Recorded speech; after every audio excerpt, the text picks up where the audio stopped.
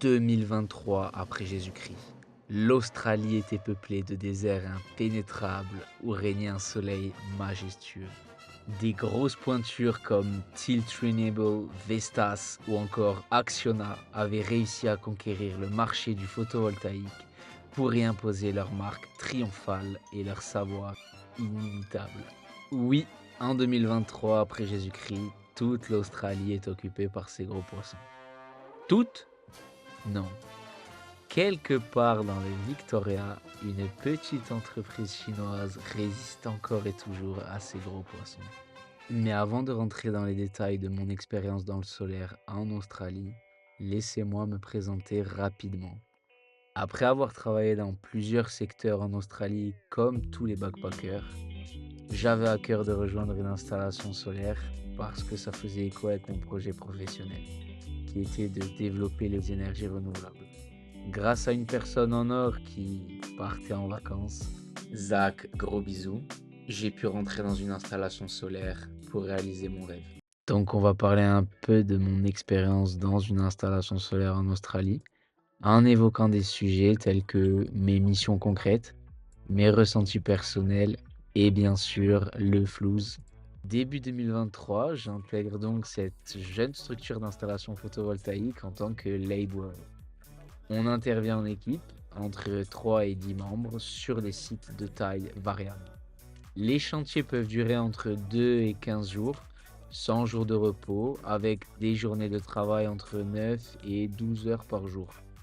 Avant de nous rendre sur le chantier, petit tour obligatoire à la warehouse vers 6 heures du matin pour récupérer tout le matériel nécessaire. Puis direction le site avec parfois des distances un peu cocasses, par exemple un petit Melbourne-Sydney 12 heures, avec un équipement plutôt léger.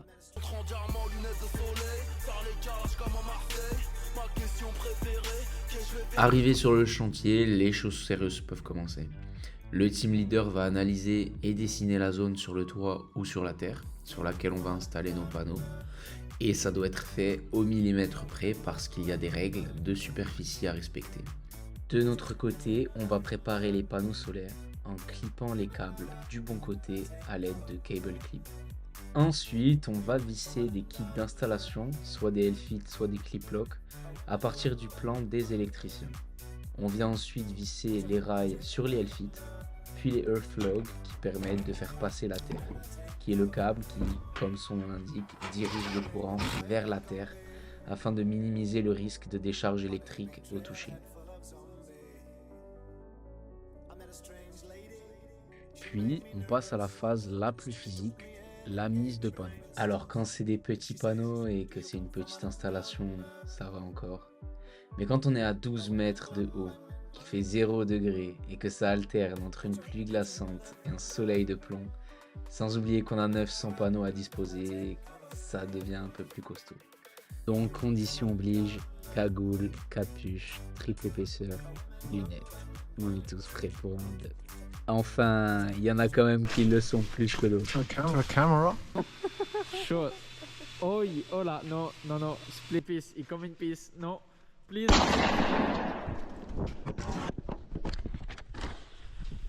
Fucking movie.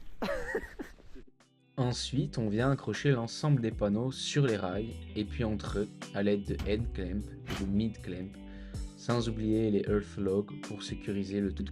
Vient ensuite la partie raccordement des panneaux vers l'onduleur qui va convertir le courant continu envoyé par le panneau en courant alternatif utilisable sur le réseau. Pour ce faire, nous allons connecter les câbles de courant continu, ici en noir, entre les panneaux et l'onduleur. Vient ensuite une partie assez pointue pour la mise en place du tableau de bord et de l'onduleur, menée par l'électricien en chef à qui on vient prêter main forte. Cette partie consiste à connecter les câbles de courant alternatif, ici en orange, entre l'onduleur et les tableaux de bord, ainsi que d'installer l'onduleur et le dit tableau de bord. Une fois que l'installation est fin prête et sécurisée, nous pouvons relier tous les panneaux entre eux en connectant les câbles MC4 mâles avec les femelles. Concernant mon retour d'expérience maintenant, travailler dans une installation solaire a été une expérience enrichissante, tant sur le plan technique que sur le plan humain. D'abord parce que j'ai travaillé avec des électriciens qui m'ont appris une partie de leur métier, mais aussi parce que j'ai pu bricoler, fabriquer et mettre en place une installation de panneaux solaires sans aucune formation dans le secteur. Comme la plupart des métiers sur le chantier, c'est un travail très énergivore, avec parfois des journées à 12 heures et des semaines 7 jours sur 7. Ajoutez à cela le travail en hauteur, parfois jusqu'à 12 mètres, sur des tôles fragiles et avec des conditions météorologiques parfois capricieuses. Ça en fait aussi un métier qui comporte une partie risque. Mais l'entreprise était cool, avec une majorité de Chinois et quelques Français, avec de beaux appartements près des chantiers, et avec des moments de pause quand on en a besoin. Parfois en musique pour nous donner de la force, avec par exemple des musiques très viriles comme Caris, Gradure ou encore... Coquillages et crustacés, qui l'eût cru. Bref. Et maintenant, concernant le salaire, j'étais payé 30 $ l'heure. Donc la somme était variable selon les horaires et les chantiers qu'on a fait. Pour vous donner une idée, le mois avec le plus de travail, ça a tourné autour de 8 000 $.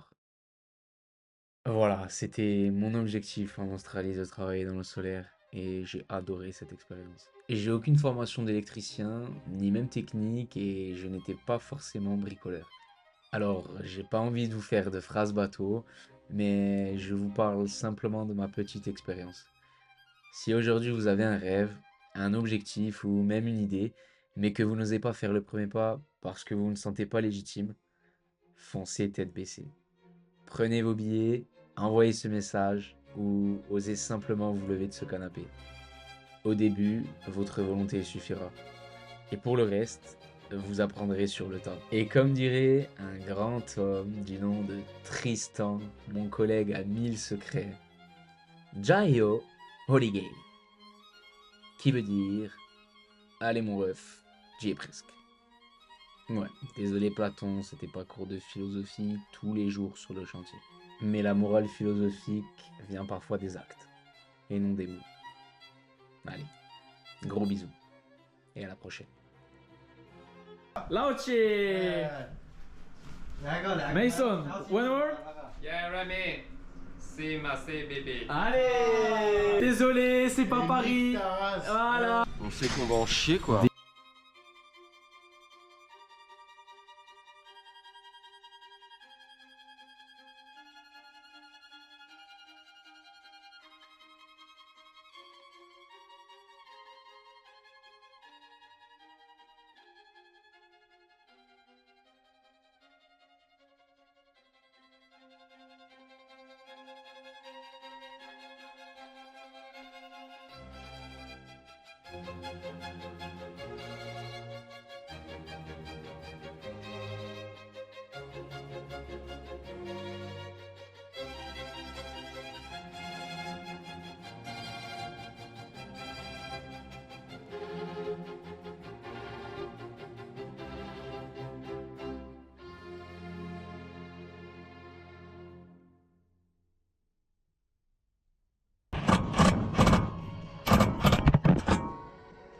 Eh oui, les aléas du direct.